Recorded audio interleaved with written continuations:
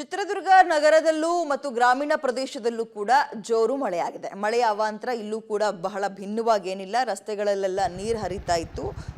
ಅದರಲ್ಲೂ ಕೂಡ ಈ ಚಿಕ್ಕಮಗಳೂರು ಚಿತ್ರದುರ್ಗ ಗಡಿ ಗ್ರಾಮ ಶಿವನಿ ಕೆರೆಗೆ ಭಾರಿ ಪ್ರಮಾಣದ ನೀರು ಹರಿದು ಬರ್ತಾ ಇದೆ. ಇದರಿಂದ ಕೆರೆ ತುಂಬಿ ಕೋಡಿ ಬಿದ್ದಿದೆ. ರಸ್ತೆ ಮೇಲೆ ಕೋಡಿ ಬಿದ್ದಂತಹ ನೀರು ಹರಿತಾ ಇದೆ. ರೈತ ಸಮುದಾಯಕ್ಕೆ ಇದೊಂದು ರೀತಿ ಖುಷಿ. ಯಾವುದೇ ಕೆರೆಗಳು ಕೋಡಿ ಬಿದ್ದಾಗಲೂ ಕೂಡ ಭಾರಿ ಮಳೆ ಬಂದ ಪರಿಣಾಮ ಅಜ್ಜಂಪುರ ತಾಲೂಕಿನಲ್ಲೂ ಕೂಡ ಗ್ರಾಮೀಣ ಭಾಗದ ರಸ್ತೆ ಸಂಚಾರ ಸಂಪೂರ್ಣ ಅಸ್ತವ್ಯಸ್ತವಾಗಿದೆ. ಅಜ್ಜಂಪುರ ತಾಲೂಕಿನ ಹರಳಹಳ್ಳಿ ಹೊಳಲ್ಕೆರೆ ರಸ್ತೆ ಮೇಲೂ ನೀರು ಹರಿದು ಸಂಚಾರ ಕೆಲ ಕಾಲ ಸ್ಥಗಿತಗೊಂಡಿತ್ತು.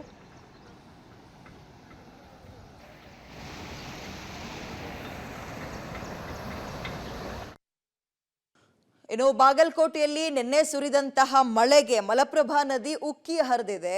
ಬಾಗಲಕೋಟೆ ಜಿಲ್ಲೆ ಬದಾಮಿ ತಾಲೂಕಿನ ಗೋವನ್ಕೊಪ್ಪ ವ್ಯಾಪ್ತಿಯಲ್ಲಿ ಮಲಪ್ರಭಾ ನದಿ ಒಡಲು ತುಂಬಿ ಹರಿತಾ ಇದ್ದು ಸ್ಥಳೀಯ ರೈತರಲ್ಲಿ ಮಂದಹಾಸ ಮೂಡಿಸಿದೆ. ಗುಳೇದಗುಡ್ಡ ತಾಲೂಕಿನ ಆಸಂಗಿ ಬ್ಯಾರೇಜ್ ಭರ್ತಿಯಾಗಿದ್ದು ಐಹೊಳೆಗೆ ಹೋಗುವ ರಸ್ತೆ ಮಾರ್ಗ ಬಂದ್ ಆಗಿದೆ.